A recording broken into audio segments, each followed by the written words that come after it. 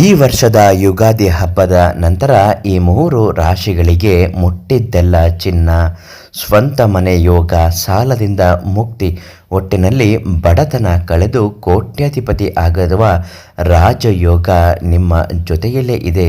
ಶನಿದೇವನ ಕೃಪೆ ಕಟಾಕ್ಷ ನಿಮ್ಮ ಮೇಲೆ ಇರುತ್ತೆ. ಅಂತಹ ಅದೃಷ್ಟವಂತ ರಾಶಿಗಳು ಯಾವುದು? ನಿಮ್ಮ ರಾಶಿ ಏನಾದರೂ ಇವತ್ತಿನ ವಿಡಿಯೋದಲ್ಲಿ ತಿಳಿಸ್ತಾ ಇದ್ದೇವಾ?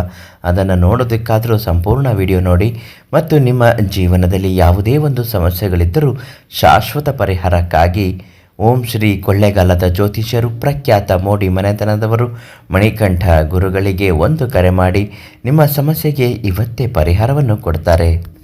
ಯುಗಾದಿ ಹಬ್ಬ ಅಂದರೆ ಯುಗದ ಆದಿ, ಆರಂಭ, ಹೊಸ ವರ್ಷದ ಆರಂಭಕ್ಕೆ ನಾವು ಬರಮಾಡಿಕೊಳ್ಳುವ ಹಾಗೆ ಹಿಂದೂ ಧರ್ಮದಲ್ಲಿ ನಾವು ಆಚರಿಸಿಕೊಳ್ಳುತ್ತೇವೆ. ನಿಜವಾಗಿಯೂ ಹಿಂದೂ ಧರ್ಮದಲ್ಲಿ ಹೊಸ ವರ್ಷ ಆರಂಭ ಆಗುವುದೇ ಯುಗಾದಿಯ ಹಬ್ಬದಂದು. ಈ ವೇಳೆಗೆ ಯಾವ ರಾಶಿ ಅವರು ನಿಮ್ಮ ಶುಭ ಫಲಗಳನ್ನು ನೋಡ್ತೀರಾ ಅನ್ನೋದಕ್ಕಿಂತ ಮೊದಲು ಇಂಥವರು ಈ ಕೆಲಸವನ್ನು ನೀವು ಆವಾಗ ಮಾಡಲೇಬೇಕು.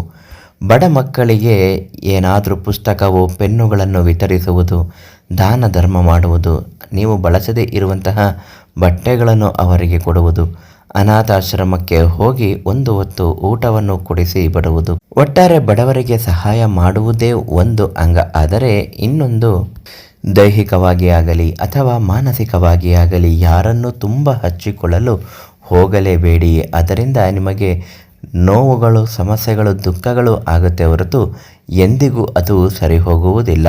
ಇನ್ನು ಮೂರನೆಯದಾಗಿ, ಯಾವುದೇ ಒಬ್ಬ ಆ ರಾಶಿಗೆ ಸಂಬಂಧಪಟ್ಟ ವ್ಯಕ್ತಿಗಳು ನೀವು ಗುರು ಹಿರಿಯರಿಗೆ ಬೈಯಲು ಹೋಗಬೇಡಿ. ಒಂದು ಮಾತನ್ನು ಅವರಿಂದ ಬಯಸಿಕೊಳ್ಳುವುದನ್ನಾಗಲಿ ನೀವು ನಡೆದುಕೊಳ್ಳಬಾರದು.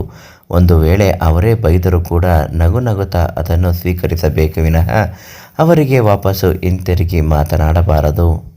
ಇನ್ನು ಈ ರಾಶಿಯವರು ದೇವರ ಪೂಜೆಯನ್ನು ಬೆಳಗ್ಗೆ ಮತ್ತು ಸಂಜೆಯ ಸಮಯದಲ್ಲಿ ದಿನಕ್ಕೆ 2 ಬಾರಿ ಪೂಜೆ ಮಾಡುವುದು ಕೂಡ ಶ್ರೇಷ್ಠವಾಗಿರುತ್ತದೆ.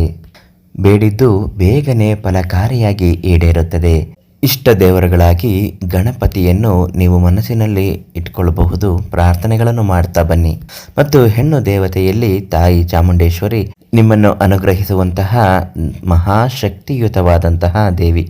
ಆಕೆಯನ್ನು 1 ಬಾರಿ ಭಕ್ತಿಯಿಂದ ನೆನೆಸಿಕೊಂಡು ಒಂದು ಕರ್ಪೂರ ಹಚ್ಚಿ ಪೂಜೆ ಮಾಡಿದ್ರೆ ನಿಮ್ಮ ಜೊತೆಗಿದ್ದು ನಿಮ್ಮ ಕಷ್ಟಗಳಲ್ಲಿ ಕಾಪಾಡುತ್ತಾಳೆ. ಇನ್ನು ಆ ಎಲ್ಲ ಶುಭ ಫಲಗಳನ್ನು ಪಡೆಯುವ ರಾಶಿಗಳು ಯಾವುದು ಅಂತ ನೋಡೋದಾದರೆ ಕನ್ಯಾ ರಾಶಿ, ಕಟಕ ರಾಶಿ, ಮೇಷ ರಾಶಿಗಳು. ಈ ರಾಶಿಯವರಿಗೆ ಯುಗಾದಿ ಹಬ್ಬದ ನಂತರ ಮುಟ್ಟಿದ್ದೆಲ್ಲ ಚಿನ್ನ ಆಗುತ್ತದೆ. ಬೆಳ್ಳಿ ಬಂಗಾರದ ಕನಸುಗಳು ನನಸಾಗುತ್ತೆ. ಸ್ವಂತ ಮನೆ ಖರೀದಿ ಮಾಡುವ ಸಾಧ್ಯತೆ ಅಥವಾ ಕಟ್ಟಿಸುತ್ತೀರಿ. ಕೊನೆ ಪಕ್ಷ ಒಂದು ನಿವೇಶನವನ್ನಾದರೂ ಮಾಡಿಕೊಳ್ಳುತ್ತೀರಿ. ಸಾಲದ ಸಮಸ್ಯೆಗಳು ಬಗೆಹರಿಯುತ್ತದೆ. ಇಂತಹ ರಾಶಿಗಳು ಬಿಟ್ಟು ಬೇರೆ ರಾಶಿ ಯಾರೇ ಇದ್ದರೂ ಅವರ ಒಂದು ಜಾತಕವನ್ನು ಕೇಳಬೇಕು ಅನ್ನೋದಾದರೆ ಮಣಿಕಂಠ ಗುರುಗಳಿಗೆ ಒಂದು ಕರೆ ಮಾಡಿ ಅವರಿಂದ ಪರಿಹಾರವನ್ನು ಪಡೆದುಕೊಳ್ಳಿ.